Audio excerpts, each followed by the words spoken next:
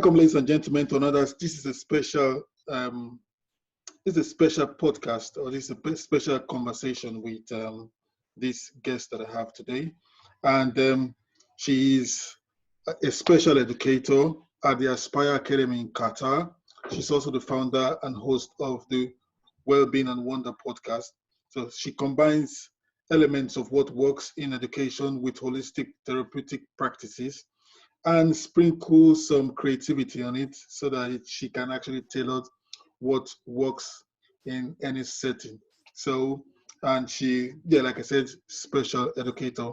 She's Carla Magdalene, and we're speaking to her right now from Doha. Carla, how are you today? I'm good, thank you. How are you doing? Not too bad. Given the circumstances, yes, I'm upbeat right now, so it's all good. Yeah. So how's your end? It's good. It's all quiet over here. We've been indoors for a while, actually, a bit longer than you guys in Doha, I think.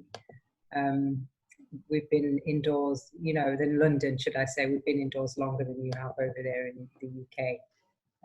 So it's been quiet for a while. It's peaceful. All right. So let's jump into this quick conversation. Yeah.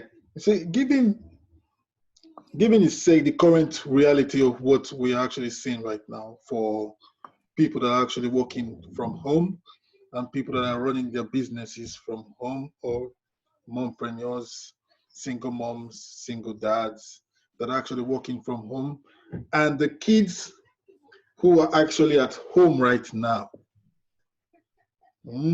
It is a new challenge for parents.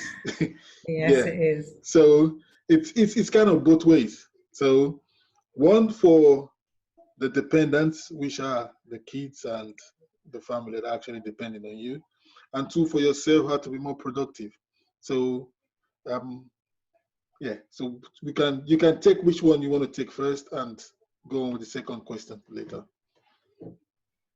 Yeah, I think that one can't happen without the other. I think that mums, dads, parents, or whatever can't really be productive at home if the kids are not settled and working and kind of cooperating. They can really ruin your business right now, can't they? And also, I guess they can't learn as well. A lot of kids are on homeschool, online learning and all that kind of stuff. So they're not going to be able to do that and engage with their learning as well if their parents are kind of, dysfunctional. So I guess everybody's working together now. They're your co-workers, aren't they? Your kids at home. Yeah, it's kind of a unique situation where you have to be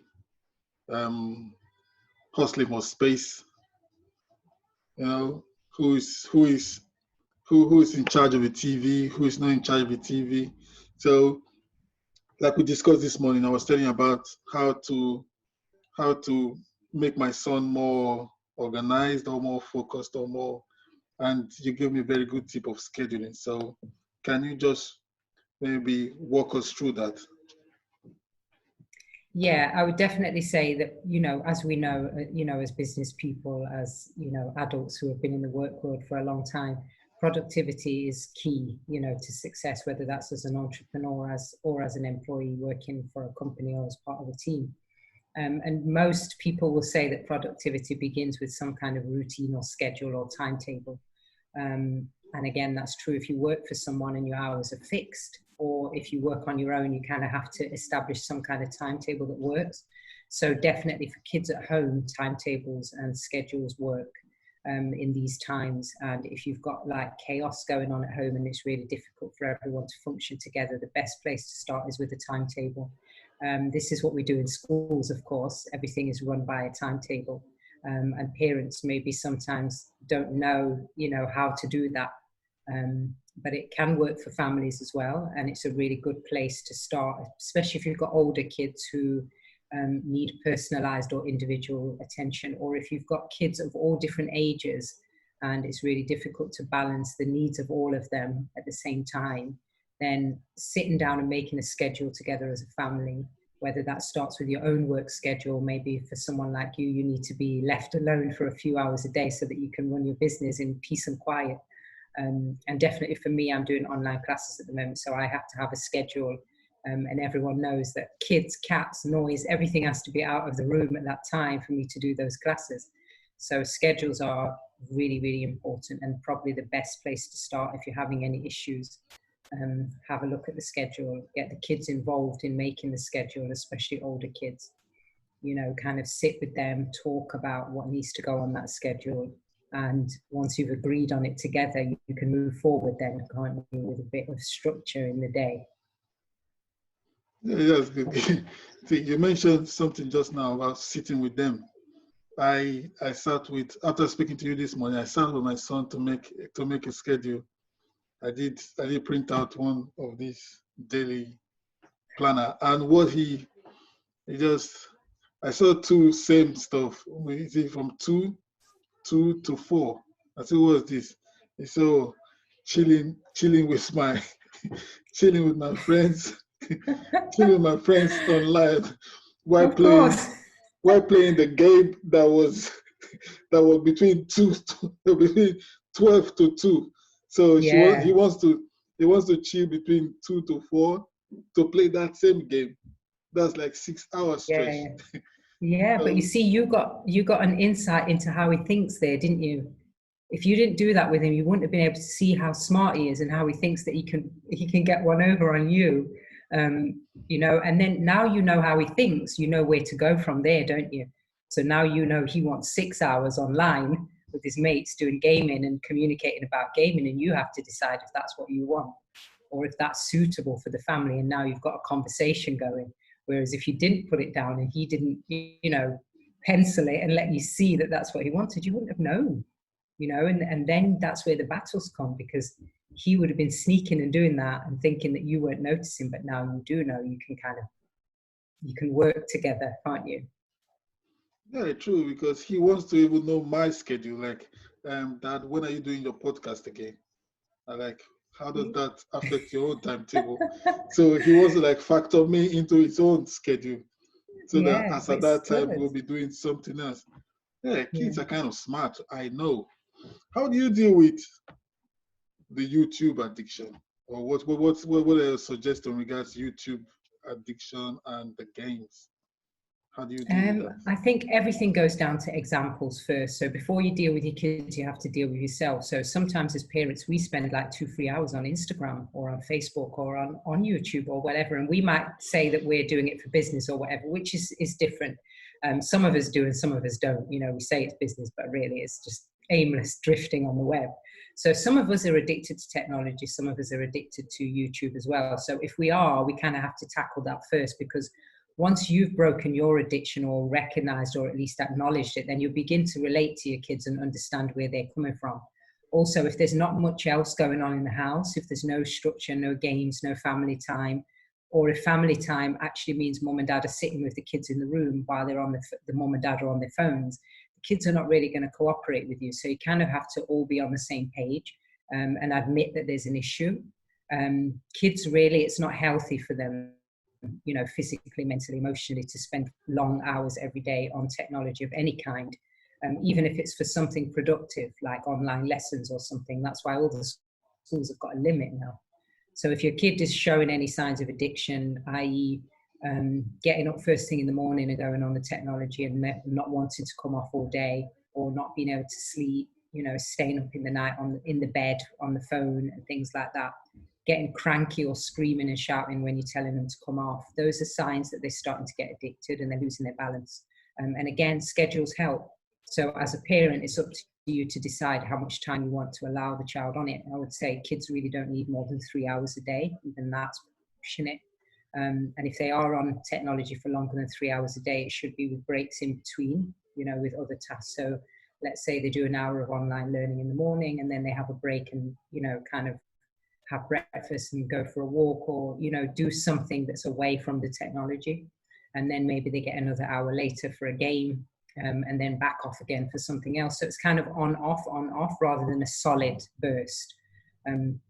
There's loads of information out there for parents about how dangerous technology is, you know, for kids, in terms of the effect it has on their bodies and their brains. So it's definitely wise to control it, but it's up to each family to decide how they do that. And again, the schedule helps. Once the kids know that they're allowed on it for a certain time, and the parents are going to follow up with them when it's time to come off, usually takes a few days for kids to get into a new routine, but eventually they'll cooperate if they know it's a system and that you're following through with it. Yeah, true, because this is the current reality that we are facing right now. Before, we used to, like, in the morning, 8 o'clock, the kids are gone. Yeah. And you have that 6 whole hours to yourself, or 7 hours to yourself until they come back.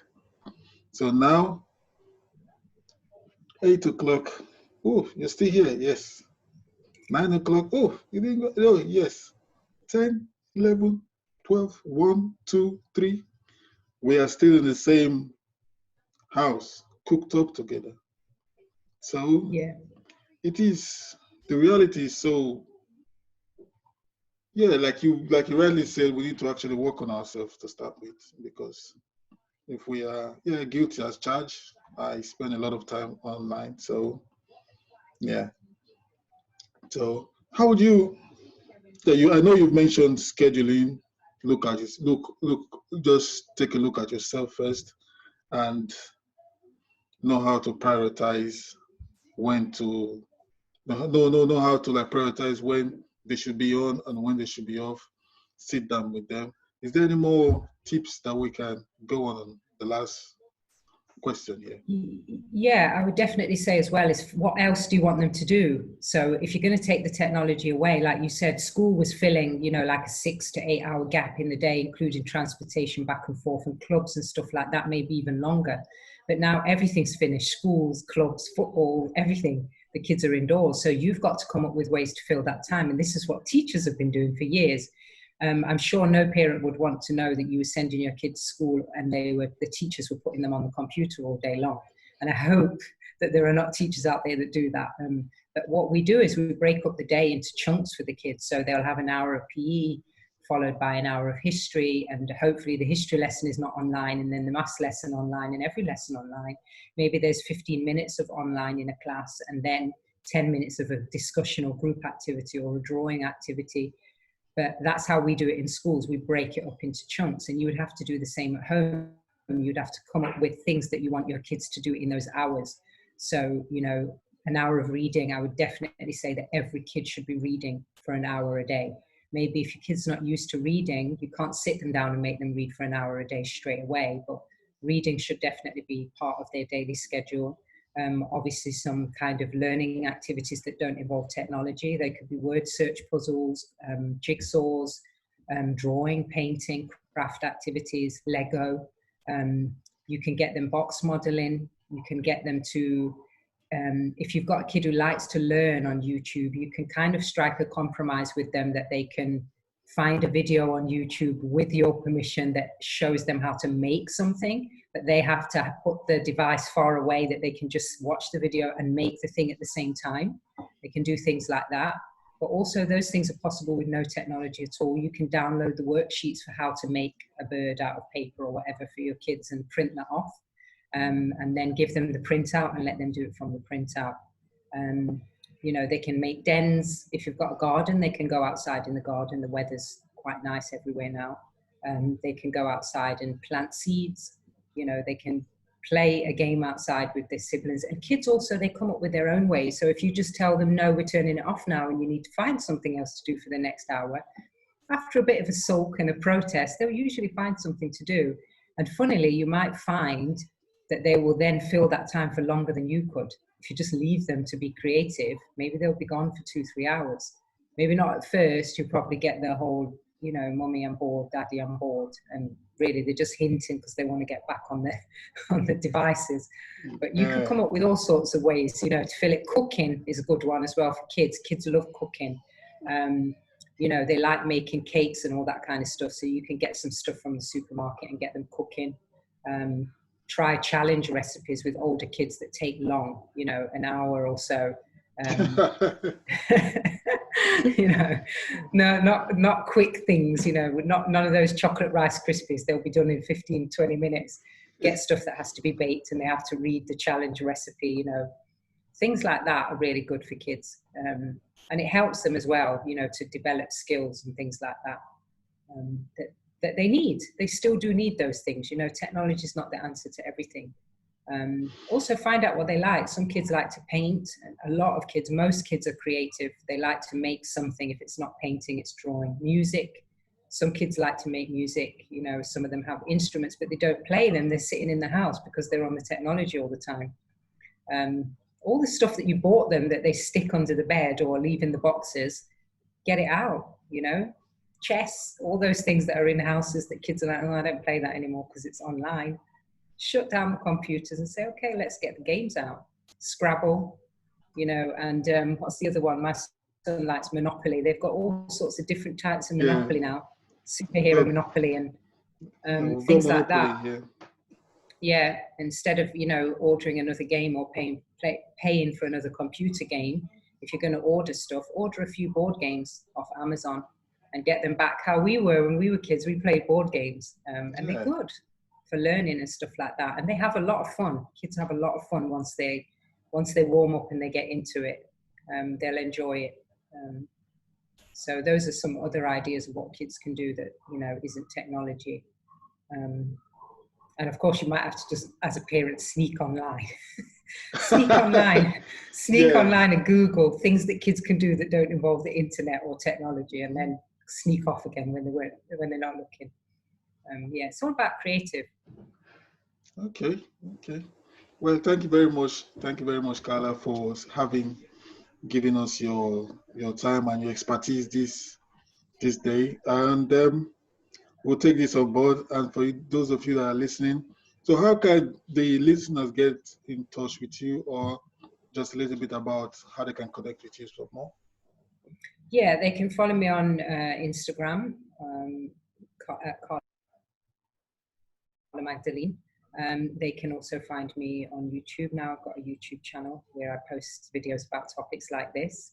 And of course, they can listen into the Wellbeing and Wonder podcast and leave comments and things like that for ideas and ask questions about topics that they find challenging in these times with children and learning and stuff at home.